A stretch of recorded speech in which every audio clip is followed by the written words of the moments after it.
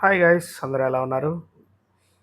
నేను మీ కార్తికేయ. మీరు చూస్తుంది కేవీఎల్ఎం ది ట్రావెలర్. ఈ బీచ్ పేరు సౌత్ గోవాలో పోలాలం బీచ్. ఇది బీచ్ ఫ్రంట్ అనమాట. ఈ బీచ్ చాలా అందంగా ఉంది, పీస్ఫుల్గా ఉంది. చాలా ఫారినర్స్ కూడా ఇక్కడ ఉంటున్నారు అనమాట. కాకపోతే ఇది ఒక పల్లెటూరు లాంటిది. 9:00కల్లా అన్ని, మ్యాక్సిమం 10:00కల్లా అన్నీ క్లోజ్ అయిపోతాయి. కానీ అన్నీ దొరుకుతాయి. బట్ 10:00కల్లా చీకటి పడిపోతే అందరూ క్లోజ్ అయిపోయి ఎవడగాడు ఎవడో రోడ్డు మీద తిరగడం. బీచ్లో నేనే దెయ్యంలా తిరిగాను కాసేపు.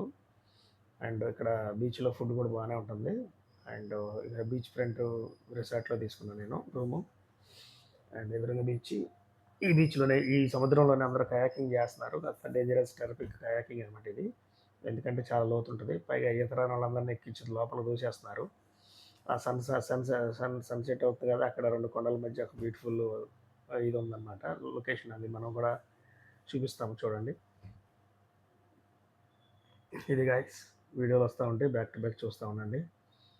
మీరు ఎవరన్నా నా ఛానల్ కొత్తగా వచ్చినట్టయితే సబ్స్క్రైబ్ చేసుకోండి గైస్, ప్లీజ్ రిక్వెస్ట్.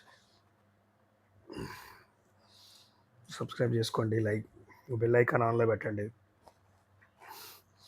ఒక కామెంట్ చేయండి, ఒక లైక్ చేయండి ప్లీజ్. ఇదైతే చాలా అందమైన బీచ్. నేను రికమెండ్ చేస్తున్నాను. ఎవరైనా ఖచ్చితంగా గోవా వెళ్తే ఇది ఎక్స్ప్లోర్ చేయండి.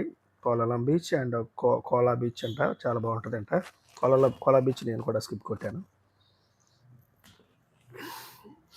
ఏదన్నా ఒక ప్లేస్ ఉంచుకోవాలి కదా, ఇంకోసారి వెళ్ళినప్పుడు విజిట్ చేయడం కోసం అనమాట. అట్లా అనమాట. ఈ బీచ్ చాలా బాగుంది. ఫారినర్స్ ఉంటారు, చాలా సరదాగా టైంపాస్ అవుతుంది. హడావుడి సౌండ్లు, లైటింగ్ ఏముండదు అనమాట. పొద్దున్న లెగాలి, కాసేపు ఈత కొట్టుకోవాలి, బ్రేక్ఫాస్ట్ చేసుకొని రెస్ట్ తీసుకోవాలి. తర్వాత మధ్యాహ్నం కాసేపు ఈత కొట్టుకోవాలి, సాయంత్రం అట్టా కయాకింగ్కి వెళ్ళి రావాలి. ఇట్లా పీస్ఫుల్గా టైంపాస్ చేయాలనుకున్న ఇది బెస్ట్ బీచ్. ఇక్కడ వచ్చి ఒక చిన్న బీచ్కి వచ్చాము. ఇది బటర్ఫ్లై బీచ్ అంట. అంతే, ఒక 100 అడుగులు ఉంది అటు ఇటు. దీన్ని అయితే స్కిప్ కొడితే మంచిది. అంటే అటు నుంచి పడవలో వస్తున్నారు. ఆ పడవ ట్రిప్లో వచ్చినప్పుడు కవర్ చేసుకోండి. మామూలుగా బై రోడ్ అయితే ఇది వేస్ట్, చాలా కాస్ట్లీ. Thanks for watching.